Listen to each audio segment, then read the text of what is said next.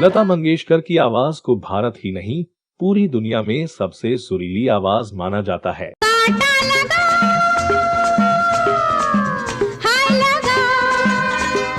उनकी आवाज को जब भी कोई सुनता है तो एक पल के लिए वहीं थम जाता है।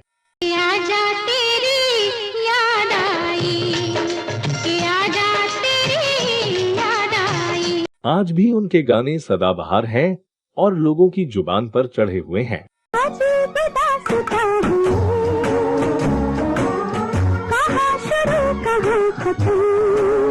भारत ही नहीं दुनिया भर में उनका नाम सम्मान के साथ लिया जाता है और बॉलीवुड में तो उन्हें सुरों की देवी कहा जाता है। भीगा भीगा है समा, ऐसे में है तू कहाँ, मेरा दिल ये पुकारे।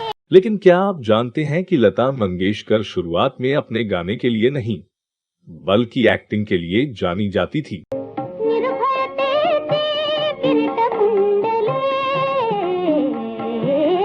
और जब वो गाना गाने की कोशिश में थी तो दिलीप कुमार ने उन्हें ये कहकर मना कर दिया था कि उनकी आवाज से मराठी दाल भात की बात आती है।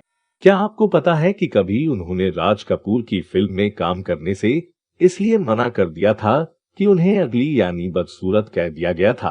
क्या आप यकीन करेंगे कि उनका असली नाम लता नहीं हेमा है और मंगेशकर तो उनका असली सरनेम है ही नहीं। जानेंगे और भी बहुत कुछ, बस बने रहिए हमारे साथ। आप देख रहे हैं ड्रामा सीरीज इंडियन और मैं हूं अभिषेक आनंद।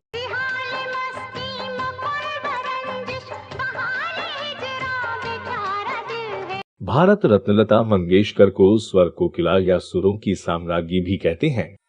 सुनाई देती है जिसकी धड़कन, तुम्हारा दिल या हमारा दिल है। तुम्हारे संग तो रैन बिताई, कहाँ बिताऊं दिन।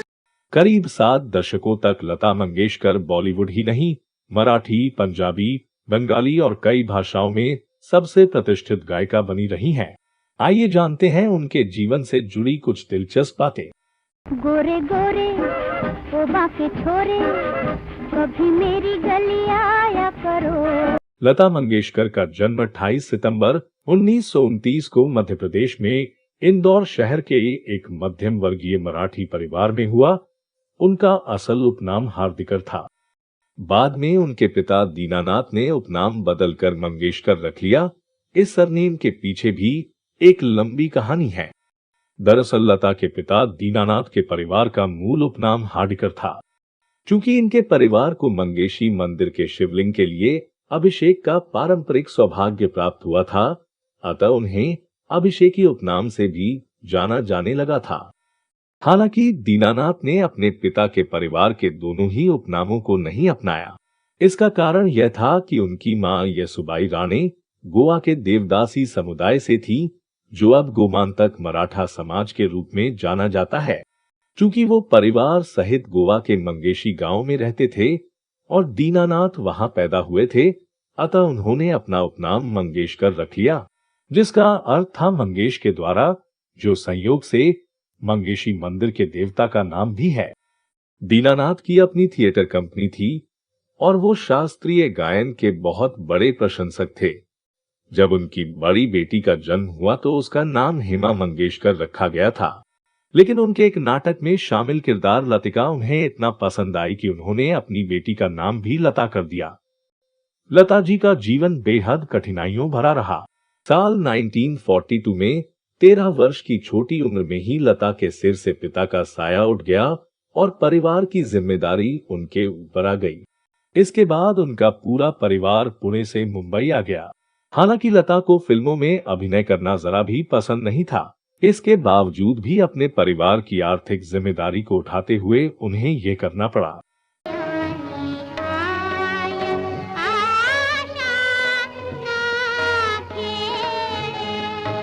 महज 14 साल की उम्र में लता मंगेशकर ने फिल्मों में काम शुरू किया। वो हीरो या हीरोइन की बहन या दोस्त के साइड कैरेक्टर निभाया करती थी। लता जी को पहली बार स्टेज पर गाने के लिए 25 रुपए मिले थे। इसे वह अपनी पहली कमाई मानती हैं। उन्होंने पहली बार 1942 में मराठी फिल्म किती हसाल के लिए गाना गाया। लता जी के भाई हृदयनाथ मंगेशकर और बहनें उषा मंगेशकर, मीना मंगेशकर और आशा भोसले सभी ने संगीत को ही अपने करियर के रूप में चुना। हृदयनाथ मंगेशकर के साथ लता जी ने कुछ मराठी गाने भी गाए हैं।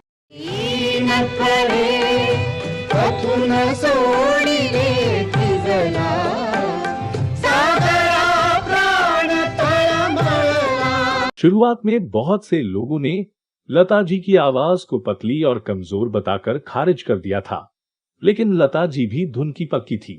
उन्होंने सबकी बताई गलतियों से सबक लिया और दुनिया में अपना नाम बनाया।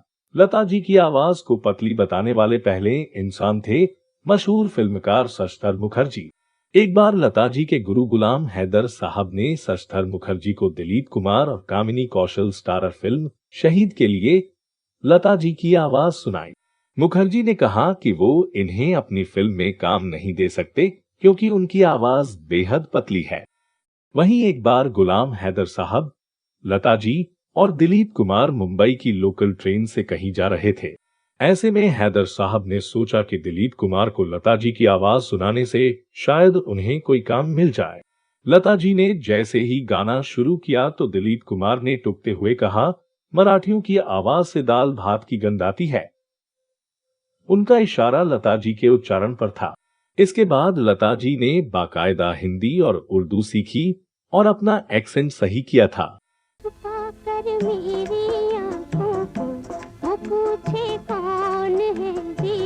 लता जी ने पहली बार मराठी फिल्म किती हसाल के लिए जो गाना गाया था, उसके उन्हें पैसे तो मिल गए थे, लेकिन फिल्म के फाइनल कट में उस गाने को निकाल दिया गया था। उन्हें बुरा तो लगा, लेकिन कर भी क्या सकती थी। फिर उन्होंने 1942 में ही आई एक और मराठी फिल्म पहली मंगला गौर में गाना गाया।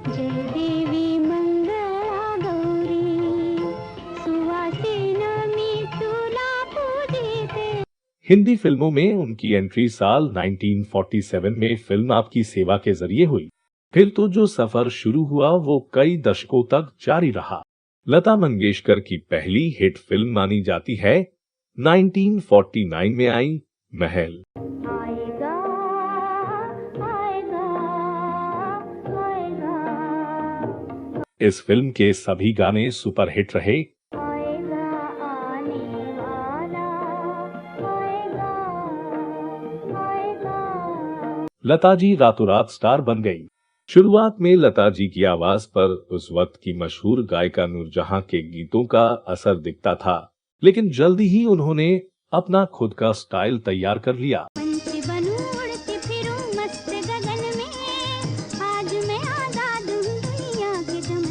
उन्होंने सैकड़ों फिल्मों के लिए हजारों गाने गाए। उनकी आवाज में मिठास थी और जीवन के हर रंग में उनके गाए गाने बिल्कुल फिट बैठते थे।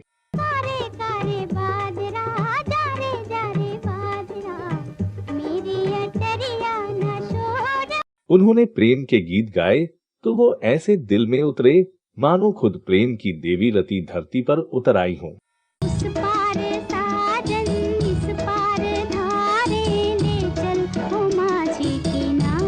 उन्होंने भजन गाए तो ऐसा लगा मानो खुद मीराबाई इतिहास के पन्नों से बाहर चली आई हों।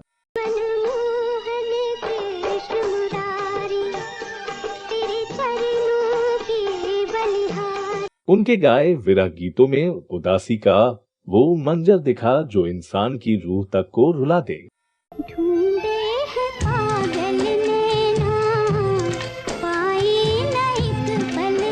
कहा जाता है कि 1962 में इंडिया चाइना युद्ध के दौरान जब प्रधानमंत्री जवाहरलाल नेहरू ने लता जी को "ऐ मेरे वतन के लोगों" गाते सुना तो उनकी आंखें नम हो गई थी।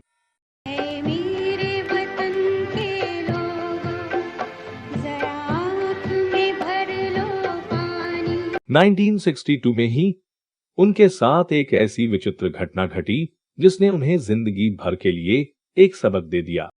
उनके परिवार में खाना बनाने वाले कुक ने उन्हें जहर दे दिया था। वह 3 महीने तक बेड पर रहीं और उसके बाद उनकी हालत में सुधार हुआ। उस दिन के बाद से वो कुक उनके घर से फरार हो गया, जिससे ये कभी पता नहीं चल पाया कि इस साजिश की जड़ में कौन था। दोस्तों, जैसा कि हम पहले भी बता चुके हैं, लता मंगेशकर ने अपने करियर की शुरुआत में फिल्मों में एक्टिंग की थी। उन्हें लीड रोल नहीं मिले थे, लेकिन साइड रोल मिल जाया करते थे। लेकिन उनकी जिंदगी में एक वक्त ऐसा भी आया जब उन्हें राज कपूर की फिल्म में अगली गर्ल यानी बदसूरत लड़की कह दिया गया था। इस घटना से लता बेहद गुस्सा थी। बात साल 1978 में आई फिल्म सत्यम शिवम सुंदरम के निर्माण के समय की है। राज कपूर इस फिल्म में लता मंगेशकर को कास्ट करना चाहते थे। दरअसल इस फिल्म में एक ऐसी अदाकारा की जरूरत थी जिसकी आवाज बेहद सुरीली हो और लेकिन उनका चेहरा सामान्य हो। राज कपूर इस फिल्म में दिखाना चाहते थे कि विश्वास प्यार और निस्वार्थ संबंधों पर आधारित होता है, न कि शारीरिक खूबसूरती पर। लता मंगेशकर को भी इस फिल्म की कहानी बहुत पसंद आई थी और उन्होंने फिल्म में काम करने के लिए हाँ भी कर दिया था। फिल्म सत्यम शिवम सुंदरम के शुरुआती प्रचार के दौरान यह कहा गया कि लता मंगेशकर को इसलिए फिल्म में लिया गया है कि उनकी आवाज बेहद खूबसूरत है और चेहरा बिल्कुल कॉन्ट्रास्ट है।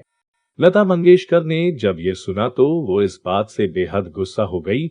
उन्हें समझ में आ गया कि उन्हें एक बदसूरत लड़की के तौर पर पेश किया जाएगा और उन्होंने उस फिल्म में काम करने से मना कर दिया। जब राज कपूर को इस बात का पता चला तो वो अपनी पब्लिसिटी टीम पर बहुत नाराज हुए। उन्होंने लता मंगेशकर से माफी मांगते हुए उन्हें बहुत मनाया था कि वह कम से कम फिल्म में कैमरे के सामने बतौर गायिका एक गाना ही गा दे, लेकिन लता जी ने पर्दे पर आने से साफ मना कर दिया। राज कपूर की इस फिल्म में लता मंगेशकर ने पर्दे पर आकर कोई गाना तो नहीं गाया, लेकिन कई मिन्नतें करने के बाद उन्होंने फिल्म में अपनी आवाज दी थी।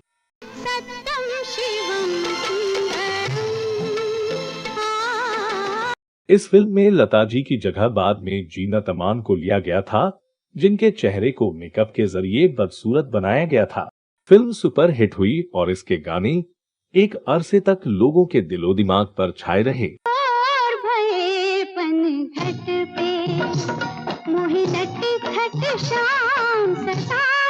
हालांकि लता मंगेशकर के लंबे फिल्मी सफर में उनका नाम कई फिल्मी व गैर फिल्मी पुरुषों के साथ जुड़ा, लेकिन उन्होंने कभी शादी नहीं की। इसका जवाब देते हुए उन्होंने खुद एक इंटरव्यू में बताया था, घर के सभी मेंबर्स की जिम्मेदारी मुझ पर आ गई थी।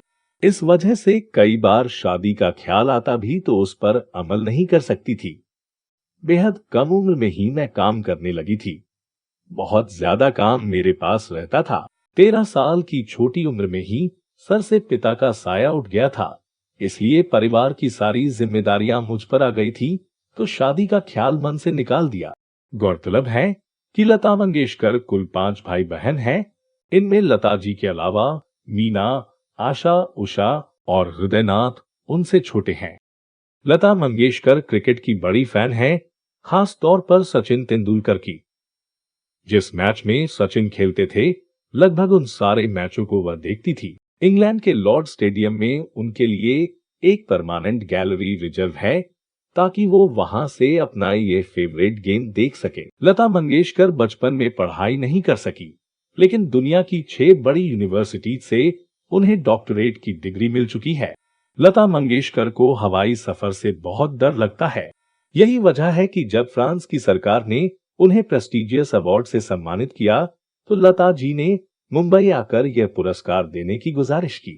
लता मंगेशकर को भारत के तीनों सर्वोच्च नागरिक सम्मान भारत रत्न, पद्म भूषण और पद्म विभूषण सहित 3 राष्ट्रीय और 4 फिल्म फेयर पुरस्कारों से नवाजा जा चुका है। उन्हें दादा साहेब फाल्के अवार्ड भी मिल चुका है।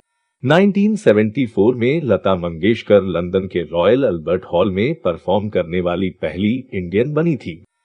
साल 2011 में लता जी ने आखिरी बार विनीत खेत्रपाल की फिल्म सतरंगी पैराशूट के लिए गाना गाया था।